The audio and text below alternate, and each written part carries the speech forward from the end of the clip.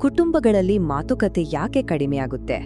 ಗೌರವ ಅನ್ನೋದು ಕಳೆದು ಹೋದ್ರೆ ಸಂಬಂಧಗಳು ಹೇಗೆಲ್ಲ ಬದಲಾಗಬಹುದು? ಬನ್ನಿ, ಈ ಎಲ್ಲ ಪ್ರಶ್ನೆಗಳಿಗೆ ಉತ್ತರವನ್ನು ಒಂದು ಇಂಟ್ರೆಸ್ಟಿಂಗ್ ಆದ ಆಧುನಿಕ ಕಥೆಯ ಮೂಲಕ ಅರ್ಥ ಮಾಡ್ಕೊಳ್ಳೋಣ. ಸರಿ, ಹಾಗಿದ್ರೆ ನೇರವಾಗಿ ವಿಷಯಕ್ಕೆ ಬರೋಣ. ಒಂದು ಕ್ಷಣ ಯೋಚನೆ ಮಾಡಿ, ವೀಕ್ ವೈಫೈ ಸಿಗ್ನಲ್ಗಿಂತ ಹೆಚ್ಚು ಫ್ರಸ್ಟ್ರೇಟಿಂಗ್ ಆಗಿರೋದು ಬೇರೆ ಏನಿದೆ? ಬಹುಶಃ ಇದರ ಉತ್ತರ ನಾವು ತುಂಬಾ ಪ್ರೀತಿಸುವರ ಜೊತೆಗಿನ ಒಂದು ವೀಕ್ ಕನೆಕ್ಷನ್ ಅಲ್ವಾ? ನೋಡಿ, ಒಂದು ಸಿಂಪಲ್ ಟೆಕ್ನಾಲಜಿ ಸಮಸ್ಯೆ ನಮ್ಮನ್ನು ಹೇಗೆ ಮಾನವ ಸಂಬಂಧಗಳ ಒಂದು ಆಳವಾದ ವಿಷಯದ ಕಡೆಗೆ ಕರ್ಕೊಂಡು ಹೋಗ್ತಾ ಇದೆ. ಇದೇ ಇವತ್ತಿನ ನಮ್ಮ ವಿಶ್ಲೇಷಣೆಯ ಮುಖ್ಯ ತಿರುಳು. ಬನ್ನಿ, ಮೊದಲು ನಮ್ಮ ಕಥೆಯ ಮುಖ್ಯ ಪಾತ್ರವನ್ನ ಭೇಟಿಯಾಗೋಣ. ಇವನ ಹೆಸರು ಸ್ಟೋನ್, ವಯಸ್ಸು 11. ಅವನಿಗ್ಲೇ ಇಡೀ ಪ್ರಪಂಚ ಅಂದ್ರೆ ವಿಡಿಯೋ ಗೇಮ್ಸ್ ಆಡೋದು ಮತ್ತೆ ಫ್ರೆಂಡ್ಸ್ ಜೊತೆ ಚಾಟ್ ಮಾಡೋದು. ಆದ್ರೆ ಈ ಡಿಜಿಟಲ್ ಲೋಕದ ಆಚೆ ಅವನ ಅಮ್ಮನ ಜೊತೆಗಿನ ಅವನ ನಿಜವಾದ ಸಂಪರ್ಕ ಮಾತ್ರ ದಿನದಿಂದ ದಿನಕ್ಕೆ ವೀಕ್ ಆಗ್ತಾ ಇತ್ತು. ಅವರ ನಡುವಿನ ಮಾತುಕತೆ ಹೇಗಿರ್ತಿತ್ತು ಅಂದ್ರೆ, ತಾಯಿ ಏನಾದ್ರೂ ಕಾಳಜಿಯಿಂದ ಹೋಮ್ವರ್ಕ್ ಮಾಡೋ ಅಂತ ಹೇಳಿದ್ರೆ ಸ್ಟೋನ್ ಕಡೆಯಿಂದ ಬರ್ತಿದ್ದಿದ್ದು ಬರೀ ಗೊಣಗಾಟ ಅಥವಾ ಸಿಡಿಮಿಡಿ ಅಷ್ಟೇ. ಪ್ರತಿಯೊಂದು ಮಾತುಕತೆಯೂ ಒಂದು ಸಣ್ಣ ಜಗಳದ ಹಾಗೆ ಆಗ್ಬಿಟ್ಟಿತ್ತು.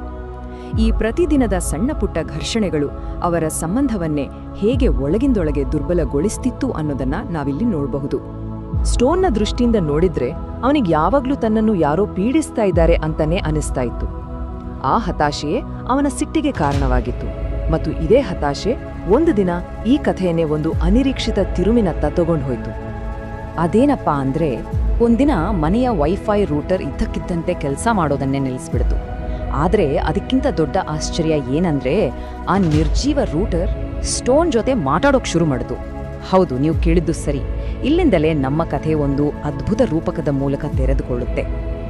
ಆ ರೂಟರ್ ಅಂದ್ರೆ ತನ್ನನ್ನು ಕನೆಕ್ಷನ್ ಕೀಪರ್ ಅಂತ ಪರಿಚಯ ಮಾಡಿಕೊಂಡ ಆ ಧ್ವನಿ ಸ್ಟೋನ್ಗೆ ಸಮಸ್ಯೆಯ ಅಸಲಿ ಮೂಲವನ್ನೇ ತಿಳಿಸಿತು.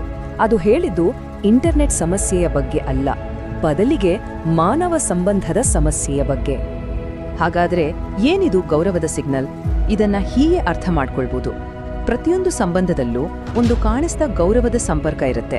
ಅದು ವೈಫೈ ಸಿಗ್ನಲ್ ತರಾನೇ. ಆ ಸಿಗ್ನಲ್ ಸ್ಟ್ರಾಂಗ್ ಆಗಿದ್ದಾಗ ಮಾತುಕತೆ, ಭಾವನೆಗಳು ಎಲ್ಲವೂ ಸ್ಪಷ್ಟವಾಗಿ ತಲುಪುತ್ತೆ. ಆದ್ರೆ ಆ ಸಿಗ್ನಲ್ ವೀಕ್ ಆದಾಗ ಏನಾಗುತ್ತೆ? ಮಾತುಗಳು ಅರ್ಧಂಬರ್ಧ ಕೇಳಿಸ್ತವೆ, ತಪ್ಪು ತಿಳುವಳಿಕೆಗಳು ಶುರುವಾಗುತ್ತೆ ಮತ್ತು ಸಂಬಂಧದಲ್ಲಿ ಕಿರಿಕಿರಿ ಹೆಚ್ಚಾಗುತ್ತೆ. ಹಾಗಾದ್ರೆ ಸ್ಟೋನ್ ಮಾಡ್ತಿದ್ದ ಯಾವೆಲ್ಲ ನಡವಳಿಕೆಗಳು ಈ ಸಿಗ್ನಲ್ನ ಇಷ್ಟು ದುರ್ಬಲಗೊಳಿಸ್ತಿತ್ತು? ತಾಯಿ ಮಾತಾಡಿದಾಗ ಕೇಳಿಸ್ಕೊಳ್ದೇ ಇರೋದು, ಅವ್ರೇನಾದ್ರೂ ಹೇಳಿದ್ರೆ ಕಣ್ಣು ಹೊರಳಿಸೋದು, ಪ್ರತಿಯೊಂದಕ್ಕೂ ಗೊಣಗೋದು ಮತ್ತೆ ರೇಗಾಡೋದು. ಈ ಪ್ರತಿಯೊಂದು ನಡವಳಿಕೆಯು ಅವನ ಮತ್ತೆ ಅವನ ಅಮ್ಮನ ನಡುವಿನ ಸಂಪರ್ಕವನ್ನ ಇನ್ನಷ್ಟು ವೀಕ್ ಮಾಡ್ತಾ ಇತ್ತು. ಆದ್ರೆ ಕತೆ ಇಲ್ಲಿ ಮುಗಿಯೋದಿಲ್ಲ. ಯಾಕಂದ್ರೆ ಕನೆಕ್ಷನ್ ಕೀಪರ್ ಬರೀ ಸಮಸ್ಯೆಯನ್ನ ಗುರುತಿಸಿ ಸುಮ್ಮನಾಗ್ಲಿಲ್ಲ, ಅದನ್ನ ಸರಿಪಡಿಸೋಕೆ ಒಂದು ದಾರಿಯನ್ನು ತೋರಿಸ್ತು.